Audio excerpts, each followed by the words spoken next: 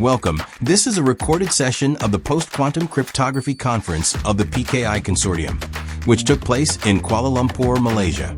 This conference is made possible through the support of the PKI Consortium Post-Quantum Cryptography Working Group and our sponsors SSL.com, Entrust, Keyfactor, HID, and Crypto4A. And with exceptional organizational support from SSL.com, Keyfactor, Logius, POS Digicert, Baker Tilly, MSC Trustgate, and Digitoris. Join the discussion. Join the PKI Consortium. Go to pkic.org/join. All right, everybody, we're at 9:31. So I see some people still trickling in, but we're going to get started with the next session. So we are having the next session, Transitioning to Post-Quantum Cryptography and IAM, being presented by Udara Pathum, a senior software engineer at WSO2. He's leading initiatives in post-quantum cryptography since 2023 and focuses on integrating PQC algorithms into real-world IAM and PKI systems, ensuring they're future-ready against the quantum threats. So please join me in welcoming Udara to the stage.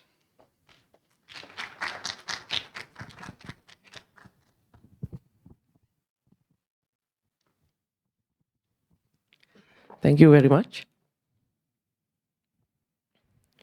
So most of the sessions were focused on the theoretical aspects of post-quantum cryptography and PKI.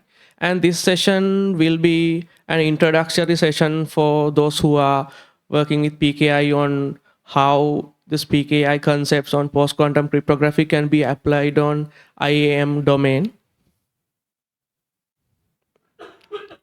So as a hook, I'm going to start with what everyone knows, that what encrypts today can be stolen and broken by tomorrow's quantum computer. Those who are in the room is familiar with this aspect called harvest now, decrypt later, but there may be who's joining online, and there's a lot of people who needs to know. That's what I'm thought of emphasizing this again and again. Since I'm coming from an IAM perspective who is working with personal data of users, passwords, and PII, the importance and criticality of protecting the user's privacy and security is a really important thing. Therefore, even if someone is not aware of this today, take a look of this. So if the concept here is harvest now, decrypt later. If an adversary can store even the encrypted data of yours, when the quantum computers are ready in the near future, they will be able to decrypt and get the most precious data of yours. So it's better to keep track of this. So for those who are coming from PKI domain, so I'm going to do a brief introduction of what identity and access management is. It's actually a framework that manages digital identities and access control. So it's a vast domain, but if I summarize it into 4 points, we can see there are 4 main core functions. One is authentication. Let's say if we think as a security guard for a building, so authentication is like checking the ID of the user and verifying who the user is. And there's the authorization aspect. So it is about what the user can and cannot do when after this user is entered the system. And there is the user management. It's about registration of users and giving identities to users and giving roles and revoking roles. And there's a lot of stuff going on. And also governance. It's a management perspective of the IAM and also monitoring what happens inside the system and also complying with regulations. Since almost all the systems going through IAM, so it makes it the most critical target for quantum attacks in the future. Let's look at IAM cryptography dependencies and which algorithms are used and how impactful they can be during a post-quantum attack. So first one is TLS connections. It is not specific to IAM, it's common for everything. So it uses mostly RSA and ECDSA based algorithms, which is quantum vulnerable. And there are PKI use cases in IAM as well, which is used for certificates and digital signatures, which is also post-quantum vulnerable. And there are some IAM specific use cases. One is SSO signing. It's used for single sign-on. So there are different specifications like SAML and OIDC. So RSA and ECDSA like algorithms are used for signing of these tokens. So in SSO signing, we are using JWE tokens for signing. So to sign these tokens, we are using RSA and ECDSA algorithms, which are going to be vulnerable. And also there's an encryption aspect as well. So in OIDC and SAML, we can encrypt these access tokens using asymmetric encryption algorithms like RSA and ECDSA with a key wrapping algorithm like AES, which is also going to be quantum vulnerable. And there are some other cryptographic usages like symmetric encryption is used for encrypting IDP secrets, and so it is currently called safe. So I have added a parenthesis called for now because quantum computing is a really evolving subject. Currently it's in the baby state. We can't sure what's happening in the future. And also there's the aspect of password hashing. So we use it for hashing user passwords and auth secrets. So currently we use algorithms like SHA-2, SHA-3, or PBKDF2 or bcrypt, which is also currently considered safe. The first thing is identifying out of these cryptographic assets, which assets to be focused on. So according to the level of risk, we can categorize these cryptographic assets into these three parts, mainly high risk, medium risk, and low risk.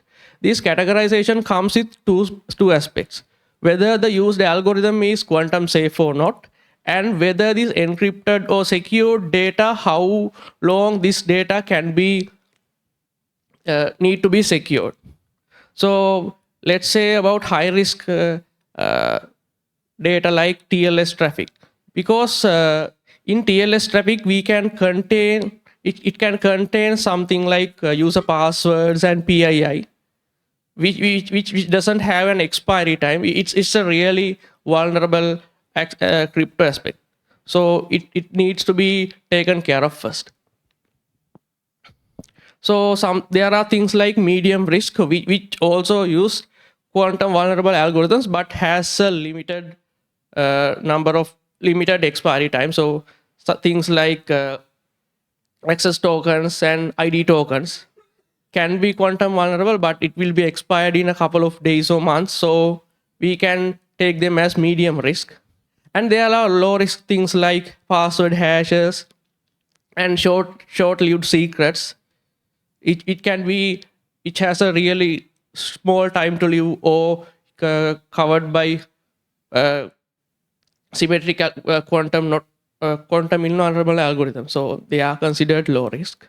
Since the Q day is expected to be around 2030, we need to think about how fast we need to act on and which crypto aspects we need to prioritize on, depending on the risk. So what are we going to do about this, mitigating these kind of risks in IAM?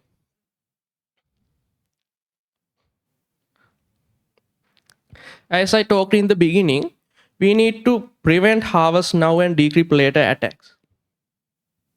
However, replacing classical algorithms with post-quantum algorithms directly is not yet recommendable.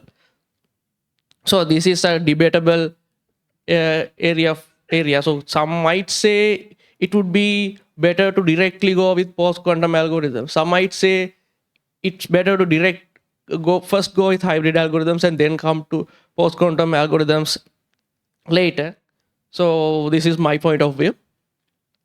So first one is post-quantum algorithms might have hidden vulnerabilities.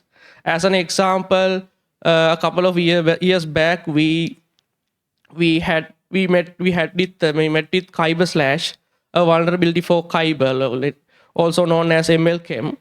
It was a vulnerability on how that algorithm was implemented. So it was identified and taken care of. Also, there were some algorithms which came to NIST finalization and was rejected because they were later found vulnerable by classical means of attack. And also in current legacy systems, it's really difficult to migrate from existing crypto infrastructure where we use RSA or EC based algorithms for a long time. It's really hard to convince a legacy user to drop off all their existing secrets and come to a new algorithm, which is relatively new compared to RSA and EC.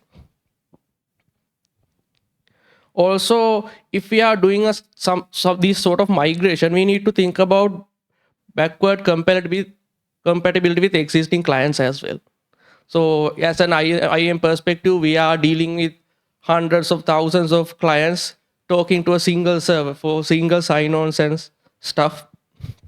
Therefore, even if a single client migrates, but even if 999% of clients migrate, there can be a single client who is not willing to migrate at now. We need to keep making them compatible as well. So what hybrid algorithms are? They are a combination of classical and post-quantum algorithms. So it gets the best of the both worlds, and we can make sure that these algorithms are safe as its classical counterpart. So these algorithms are currently used in TLS communication, digital signatures, and hybrid encryption. First, if we talk about post-quantum TLS, which is the most common use case for hybrid algorithms and the implementation of post-quantum algorithms currently today. So it's a combination of RSA and ML-KEM key exchange. So if I briefly explain what happens inside is, so in the client and server, so in the classical TLX key exchange, we only has a single key pair in the client, but in post-quantum key exchange, we have a classical key pair and a quantum key pair in the client, and the server side is the same. So after the initial public key exchange, in the server side, using the KEM specification, they generate the shared key and encapsulate and send it to the client along with its public key. And in the server side, it will generate the shared secret from the classical algorithm and post-quantum algorithm separately and combine them using the KEM combiner and use it as the shared secret. And after the client receives the encapsulated shared secret from the server, it will do the same in the client side as well. So if we are using post-quantum TLS algorithms in our TLS servers, we need to maintain compatibility with legacy clients as well, because it's really hard to tell all the clients to migrate to a new TLS key exchange algorithm. So if we are using post-quantum TLS, we need to keep compatibility with the classical TLS key exchange algorithm as well. This will make sure that all communications between IAM components are protected from end to end. Let's dive into hybrid digital signatures as in an abstraction level. So it is a combination of digital signatures, classical digital signatures with post-quantum digital signatures. So in an abstraction level, there are two hybrid approaches. If we dive into detail, there can be hybrids. There are different specifications for it, but I'm going to describe it in an abstract level. So there is nested hybrid signatures where the data is first signed with the classical signature algorithm and the whole combination is signed again with the post-quantum algorithm. And also parallel hybrid signature where the required data is signed parallelly with the classical signature and the post-quantum signature. In the IAM perspective, hybrid digital signatures can be used for OIDC or SAML assertion signing, which is used in SSO, and OIDC or SAML request signing. So these things are coming from FAPI compliance, which is related to IAM, and also so as I said before, it is possible to encrypt. So it is possible to sign access tokens or IS tokens, ID tokens. We can use these algorithms for that as well.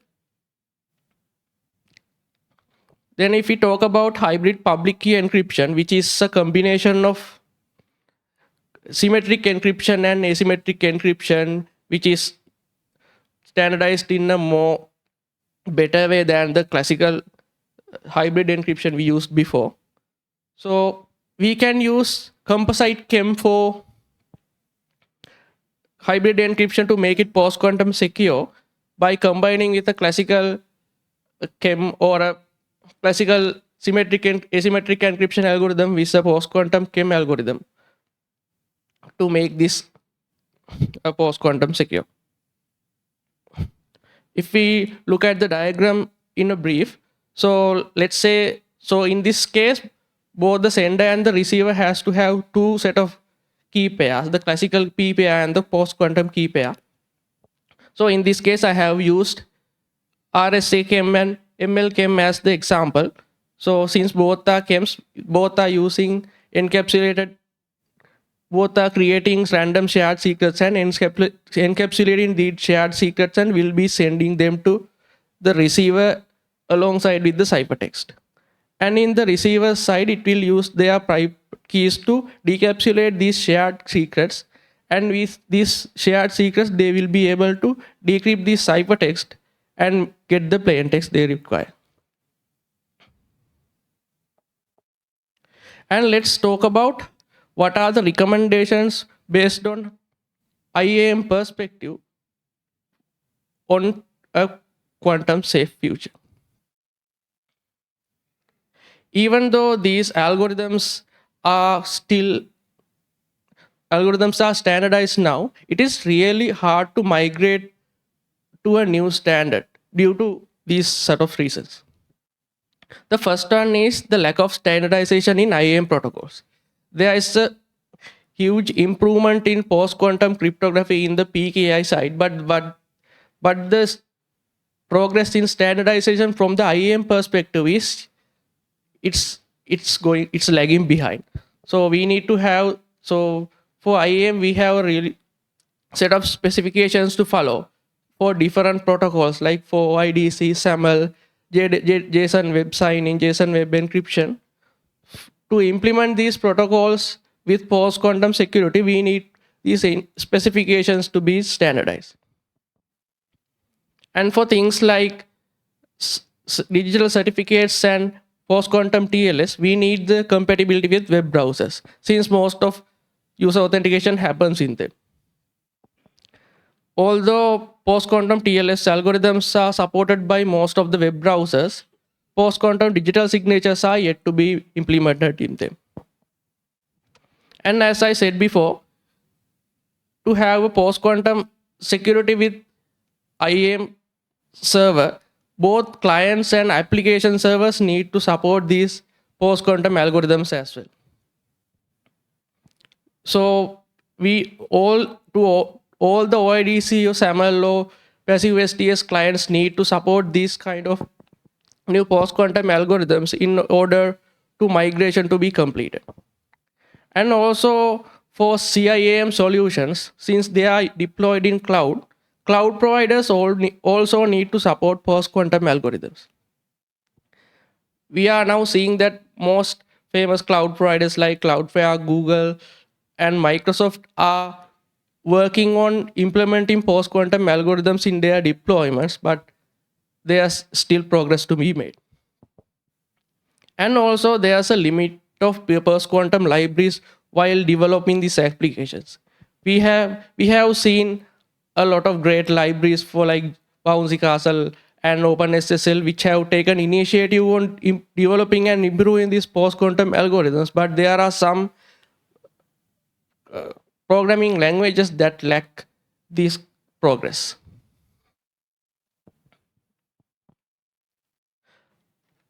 So we need to talk about crypto agility in the IAM perspective as well. So crypto agility means the ability to switch cryptographic algorithms in production systems with minimum effort and zero downtime.